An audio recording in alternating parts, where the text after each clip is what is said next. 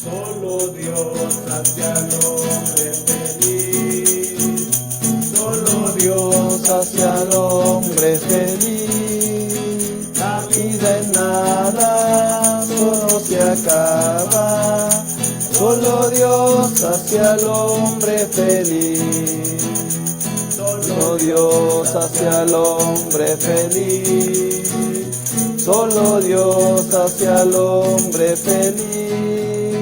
La vida es nada, todo se acaba. Solo Dios hace al hombre feliz.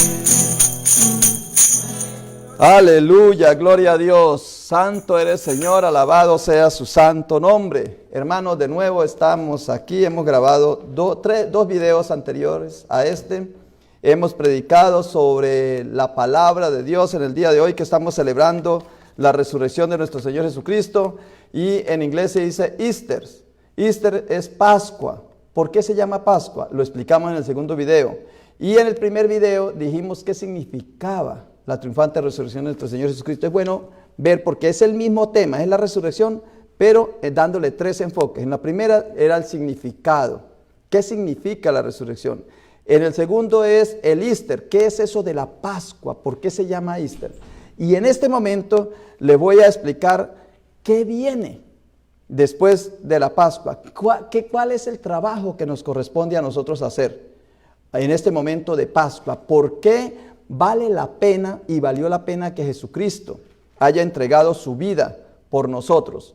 ¿Y qué resultados hay? Nosotros somos el mejor resultado, pero ¿cómo debemos vivir esa vida? Entonces, en primer lugar es, ¿cuál es la tesis que se presenta sobre la resurrección de nuestro Señor Jesucristo? Y dice Pablo en el Evangelio,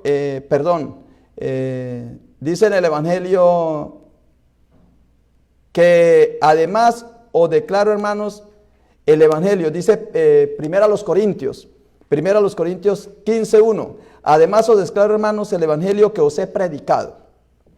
Entonces, después de la resurrección de nuestro Señor Jesucristo, viene una predicación del Evangelio, porque si leímos ahorita, hace un momento leímos a Juan en el capítulo 20, versículo del 1 al 10, y vimos que los discípulos no entendían las Escrituras. Entonces entró también el otro discípulo que había venido primero al sepulcro y vio y creyó.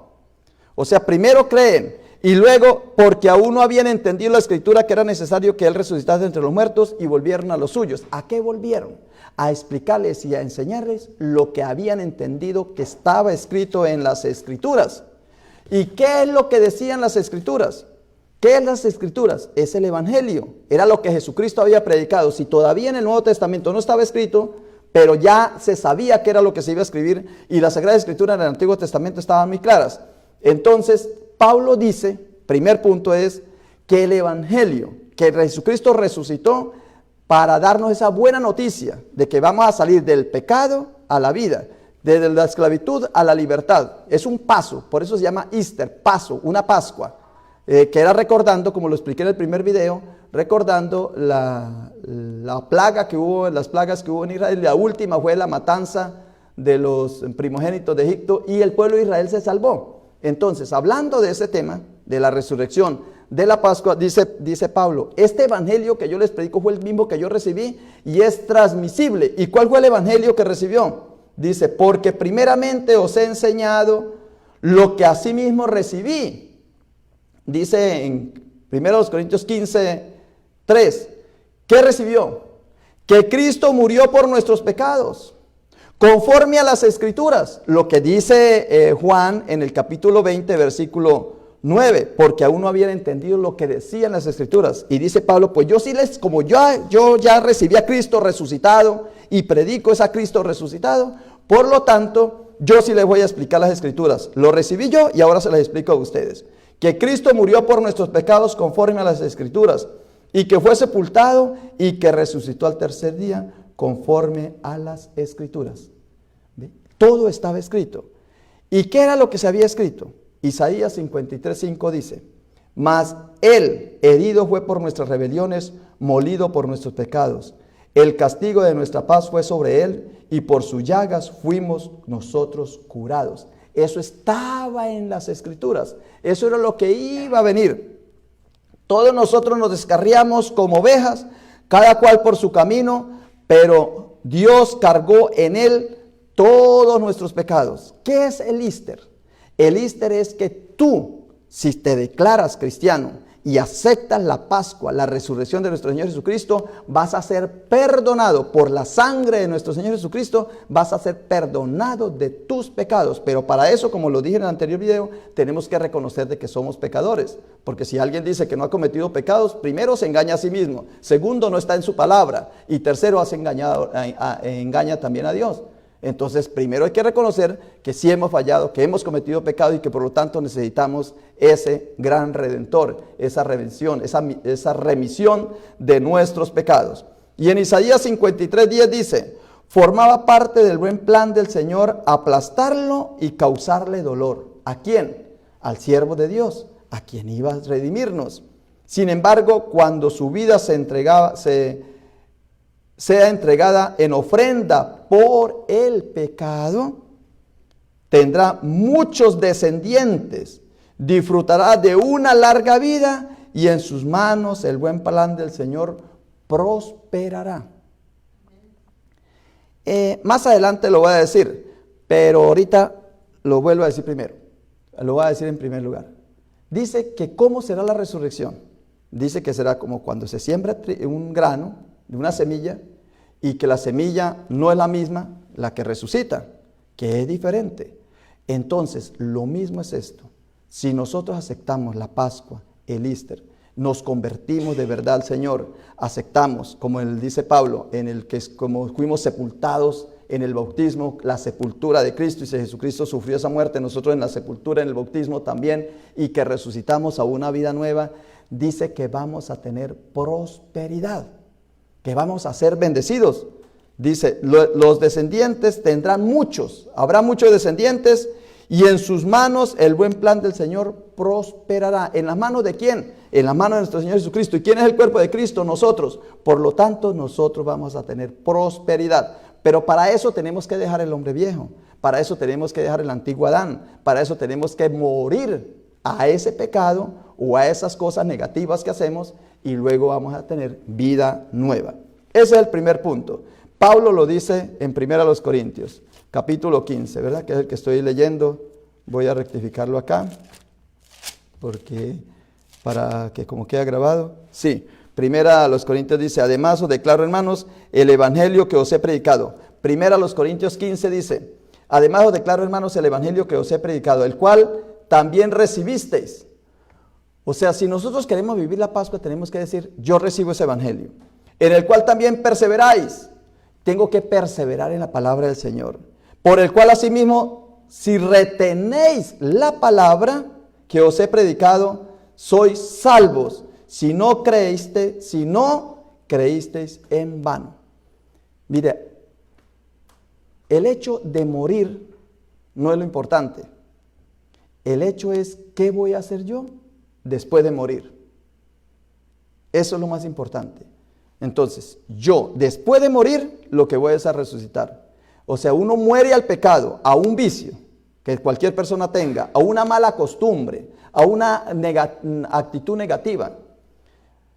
Y yo pongo el ejemplo de los profesionales. Un profesional, sea electricista, o sea plomero, o sea techero, o sea médico, abogado o ingeniero. Si esa persona usa su profesión para hacer cosas malas, negativas, para no fructificar, entonces se le dice, muera a esa actitud negativa y empieces a vivir una actitud positiva. Es decir, una persona, un profesional bien, un profesional honesto, con ética, que hace las cosas mejor que antes, que estudia y que quiere darle solución a los problemas, que presta un buen servicio. Y no solamente el servicio, sino que le da un valor agregado a su servicio. Eso es resucitar. Entonces, si esa persona que resucitó, después que resucitó y dice, sí, yo de ahora en adelante voy a ser honesto, de ahora en adelante no voy a ser mentiroso, de ahora en adelante voy a ser próspero, de ahora en adelante voy a hacer las cosas correctamente, entonces lo que viene es la perseverancia. Porque si tú 2 o 3 días, vives la Pascua y muy animados, así como nos pasa a veces en las iglesias, que empezamos un proyecto y el primer día muy animados, yo digo con brío, el segundo día ya empieza con escalofrío y el tercer día ya no vienen. Entonces así son los proyectos, por eso mueren. Entonces lo que dice aquí, no, Señor, si tú ya moriste al pecado y ya sabes vivir una vida nueva, ahora tienes que perseverar con constancia. Y eso es lo que dice Juan en el Pablo en el capítulo 15 de 1 Corintios capítulo 15 versículo 1. Dice, ese evangelio yo lo recibí y ese es el evangelio que predico. Que primero lo reciben, segundo perseveran en ese evangelio, tercero retienen la palabra en su corazón y cuarto, eso les da la plena seguridad de ser salvos. Es que la palabra nos engaña, nos engañamos porque nos vamos a veces con pedacitos. ¿Qué tengo que hacer, Señor, para ser salvo? Pues reconocer a Cristo como su Señor y Salvador. Sí, yo lo reconozco. Yo quiero ser salvo. Yo reconozco a Cristo como Señor y Salvador. Listo. No. Tú lo puedes decir con su boca y lo puedes sentir en tu corazón. Pero si no perseveras en él, se dice que los que perseveran al final son los que son salvos, los que perseveran hasta el final. Si no, habéis creído en vano. Por más que creas en el Señor, por más que tengas fe, por más que declares que Jesucristo es su Señor y su Salvador, no lo vas a lograr. Porque hay otros punticos, como dice un regatonero, Pilbor. Le dice, oiga, Pilbur, usted no canta. Le dicen los periodistas, le dicen, pero usted no canta. Usted solamente dice, allá. Y le dicen, no, es que en el canto, ¿y por qué tiene tanto éxito? Le preguntan. Dice, pues porque no solamente es en el canto, la fama, el éxito no solamente es cantar. Es que hay otras cositas. Hay otras cositas, es que el evangelio no solamente decir, sí, Señor. No dicen por ahí la palabra también, no solamente el que diga, Señor, Señor, entrará al reino de los cielos. Porque al final le va a decir, no te conozco. O sea, no te reconozco, no eres de los míos. Por lo tanto, hay otras cositas más. No solamente es decir, yo creo en Cristo, yo soy cristiano, llámeme cristiano, tener un título de pastor o de ministro. No es así. Se necesitan otros requisitos. Y dice el Señor, si retenéis la palabra que os he predicado, sois salvos. Si no, dice, si no la retenéis, si no perseveráis, si no eres constante, dice que lo que tú crees es en vano. Es decir, como si sembró una semillita mal lograda, que no tiene sustancia, no puede producir fruto. Es eso lo que dice el Señor. Muy bien, esa es la tesis. La tesis es que el evangelio tiene que ser transmitido a mí y luego yo tengo que transmitirlo. Es transmisible. Y eso lo dice también en Isaías 53:5 y también en Isaías 53:10, que eso estaba anunciado para que nosotros anunciemos esa palabra. Segundo punto, ¿cómo resucitan los muertos? ¿Y con qué cuerpo resucitan los muertos? También es un punto importante de que hay que explicarlo en la palabra, porque dice que la resurrección es resucitar de los muertos.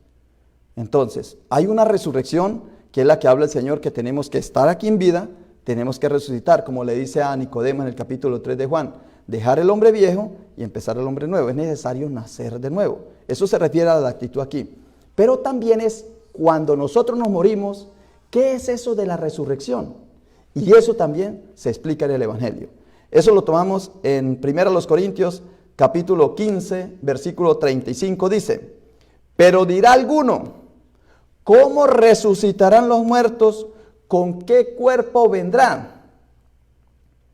Y dice en el versículo 36, 1 Corintios 15, 36, necio, lo que tú siembras no se vivifica si no muere antes. Y lo que siembras no es el cuerpo que ha de salir, sino el grano desnudo, ya sea de trigo o de otro grano. Aquí la palabra de Dios nos da la claridad para los dos puntos. Si tú siembras una semilla que no es eficaz, que no es buena, que no es una semilla saludable, esa semilla no va a producir buen fruto.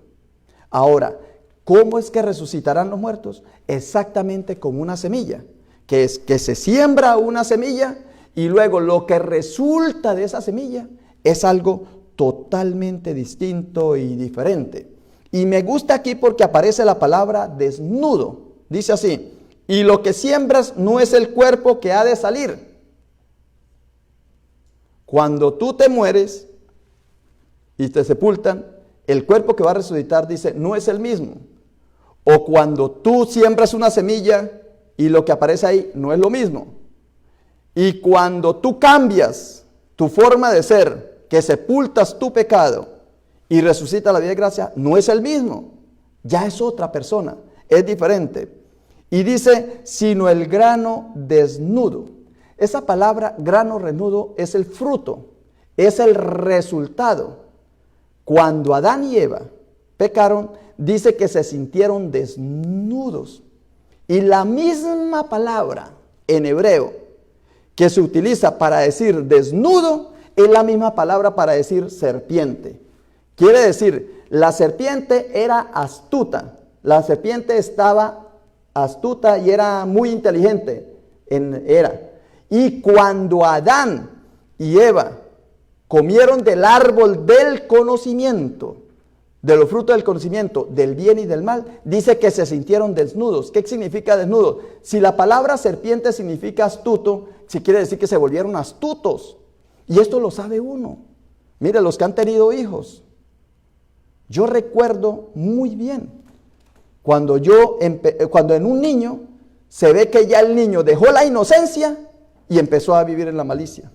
A alguno le llega a los 3 años, a otro le llega a los 5 o 6. Dicen por ahí que a los 7 años el niño ya toma uso de razón.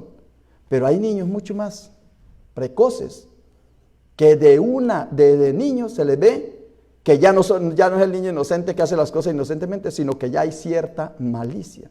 Pues eso significa desnudo. Es que en Adán y en Eva entró la malicia, entró la astucia. Y eso es lo que dice, ya el grano desnudo es el resultado. Pero tú, si para Adán y Eva fueron vergüenza, para ti no va a ser vergüenza. Porque para ti la desnudez, si es el resultado, es el fruto. Entonces, si tú siembras un grano de trigo, dice que va a aparecer el desnudo de ese trigo. Pero si es trigo malo, su desnudo no va a hacer nada. Les va a dar vergüenza. Hombre, sembré, vea.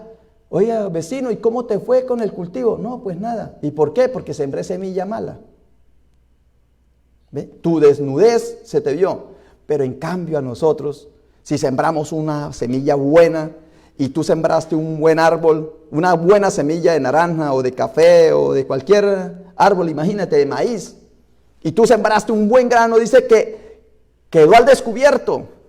Entonces ya no se te mira la astucia ni la malicia, se te mira solo los frutos. Si sembraste una buena semilla de naranjo, al poco tiempo se va a ver los frutos, ese naranjo va a ser frondoso, hermoso, bonito, y cuando venga la cosecha va a estar bien amarillito de frutas.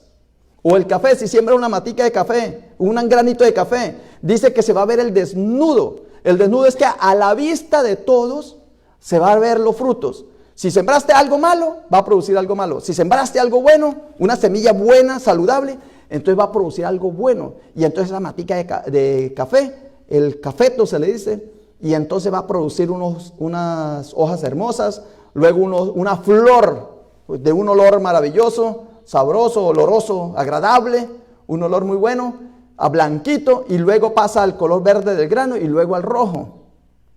O sea que se va a ver el fruto. Lo mismo a ti se te va a ver el fruto. Si tú siembras, o sea, si tú cambias tu vida de la vida vieja y empiezas a vivir la vida nueva, se te va a ver los frutos. Se te van a ver, se te va a ver. Quiere decir, estás desnudo. Desnudo quiere decir que se te va a observar. Si es malo, la astucia. Pero si es bueno, se le va a ver la veracidad. Se le va a ver la ingenuidad, o se le va a ver las cosas buenas. Segundo puntico. Estoy viendo primero con qué cuerpo vendrá. Te vendrá con un cuerpo desnudo, o sea que se van a ver tus obras. Segundo, en 1 Corintios 15:42, dice así también es la resurrección de los muertos. Si siembra corrupción, resucita incorrupción. Tercero, 1 Corintios 15:43, si se siembra deshonra, resucitará gloria. Si se siembra debilidad, resucitará poder. Mire el cambio maravilloso que hay entre el dejar la vida antigua y pasar a la vida nueva. Eso es la tesis fundamental de la resurrección. Es un paso de vida. Es necesario nacer de nuevo, es necesario dar ese paso, es necesario. Ahora, en 1 Corintios 15:44 dice, se siembra cuerpo animal y resucita cuerpo espiritual. Hay cuerpo animal y hay cuerpo espiritual. No desaparece el que muere. Mire, es que la mayoría de las personas o algunos dudan de la resurrección, como lo dudan los saduceos, los fariseos lo creían y los saduceos decían que no había. Y hoy día también mucha gente dice no, al morirse uno ya no queda nada, ya todo desaparece. Pues no desaparece, porque dice en Eclesiastés 12:7, dice que el espíritu sube al cielo. Y dice que las almas salvadas están debajo del altar, clamando noche y día. Dice en Apocalipsis 6:10. Y el cuerpo, según lo que entendemos aquí, tampoco va a perecer, porque se siembra cuerpo mortal y aparece cuerpo espiritual. Se siembra cuerpo animal y aparece cuerpo espiritual. Y en 1 Corintios 15:44 lo dice de una forma distinta en otra versión. Dice, son enterrados con cuerpos humanos naturales, pero resucitados con cuerpos espirituales. Pues así como hay cuerpos naturales, también hay cuerpos espirituales. Amén. Hermanos, la resurrección es un hecho. La resurrección hay que creerla, que sí vamos a resucitar, que podemos cambiar en esta vida. Si alguien dice, no, es que yo nací así, fue que a mí me hicieron así, que echarle la culpa a mis padres, que fue los que me engendraron así. No, aquí se puede resucitar. Si tú tienes un hábito malo como profesional, si tú ves que usas tu profesión solamente para estafar a los demás, puedes cambiar. Si tú tienes una actitud negativa que no te beneficia a ti ni te beneficia a los demás, puedes cambiar. Y cuando tú te mueras, si te vas a morir, porque dice que todos vamos a morir, ese cuerpo que tú tienes tampoco va a perecer. Y esa alma tampoco va a perecer. Y ese espíritu tampoco. O sea que la vida va a continuar. Ese es el gran milagro de la resurrección y ese es el Cristo vivo que Pablo predicó y que los evangelistas predicaron. Ahora, para concluir, hermanos, científicamente se puede probar. Dicen los científicos, los físicos, que hay una energía oscura. Ellos en su lenguaje lo llaman oscuridad, energía oscura. Dice que el 73% de lo que existe de la creación no se ve. El 76% es energía, pero no se ve.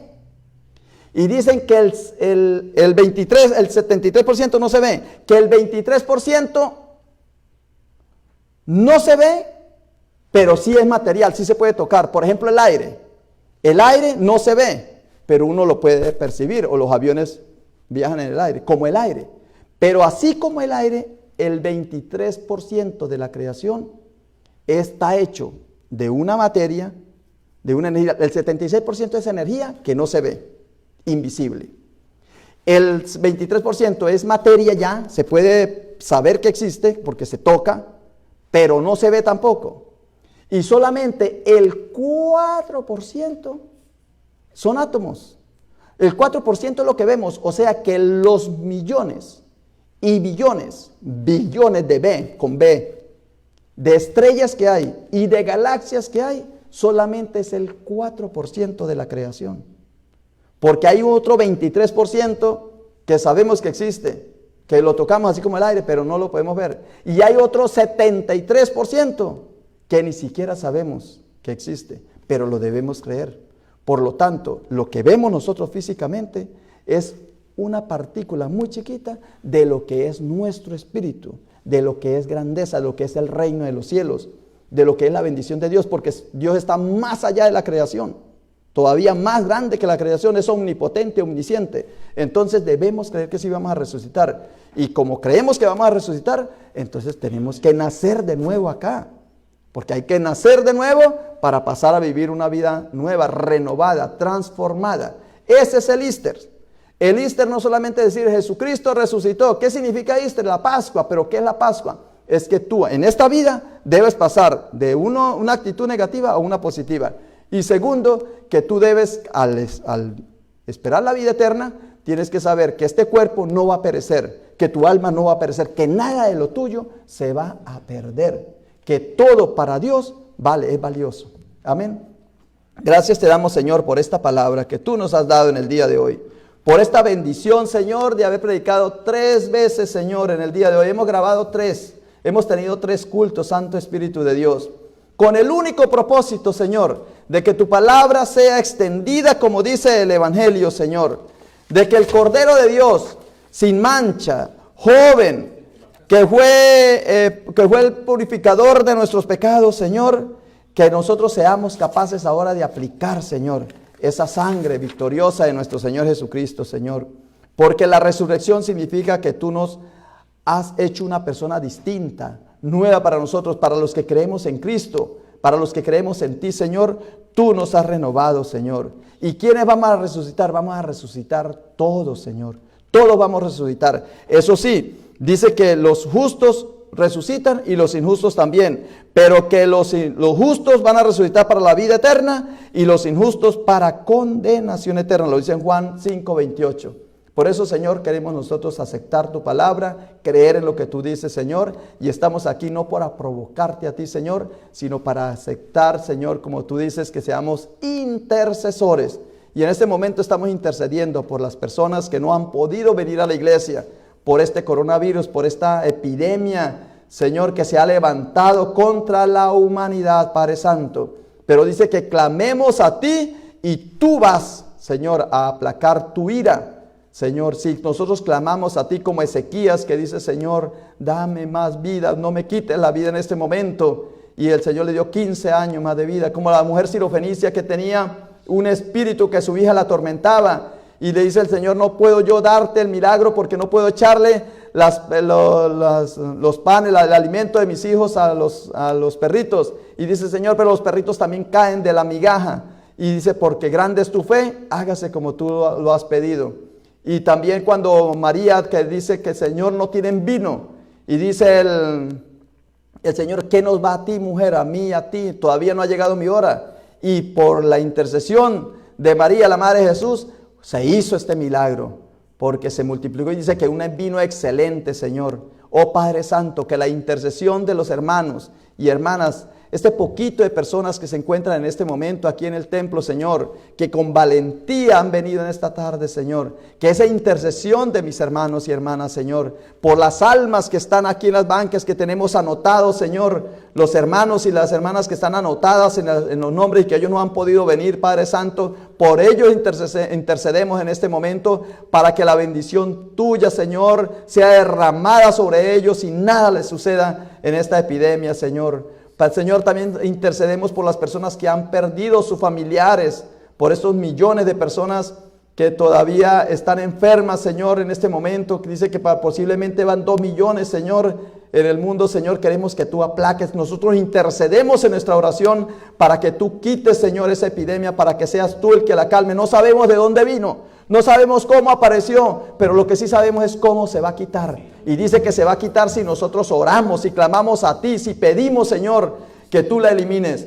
Sabemos que tú tienes ese poder, Señor, porque si lo logró Ezequías, si lo logró María y si lo logró la mujer sirofenicia, nosotros también lo vamos a hacer, porque tú dices que todo lo que pidamos a nuestro Señor Jesucristo, a nuestro Padre Celestial que está en el cielo a través de nuestro Señor Jesucristo, tú nos lo vas a conceder. Y te damos pidiendo en este momento, Señor, oh Padre Santo, tenemos dolor, tenemos tristeza, tenemos angustia, nos llega el miedo a veces, Señor, como los discípulos, cuando aunque estaban contigo también les daba miedo porque le da uno pavor. Ya nos avisaron que en vez de ir disminuyendo, nos dicen que el próximo domingo posiblemente vamos a tener esta tapabocas todos donde estemos, Señor. Te clamamos a ti, Señor, clamamos a tu misericordia, a tu compasión, Señor, Mira el sufrimiento de tu pueblo, Señor. Escucha nuestra oración. Mire las lágrimas y el dolor de tantas personas que están padeciendo. No solamente la enfermedad, sino las consecuencias de esta enfermedad. Muchas personas han perdido su trabajo, han perdido sus empresas, Señor.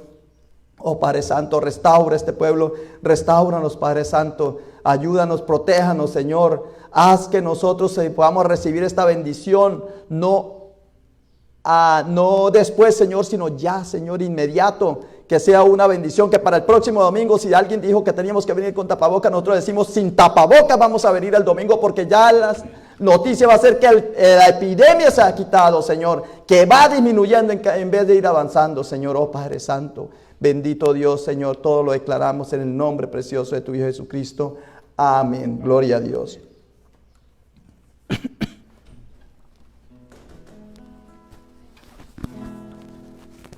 No hay Dios tan grande como tú. No lo hay. No hay Dios tan grande como tú. No lo hay. No lo hay. No hay Dios que pueda hacer las obras como las que haces tú.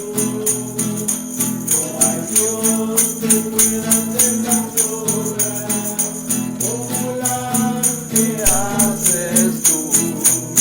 Dios con espada y con ejército, con su Santo Espíritu. Dios con espada y con ejército, con su Santo Espíritu.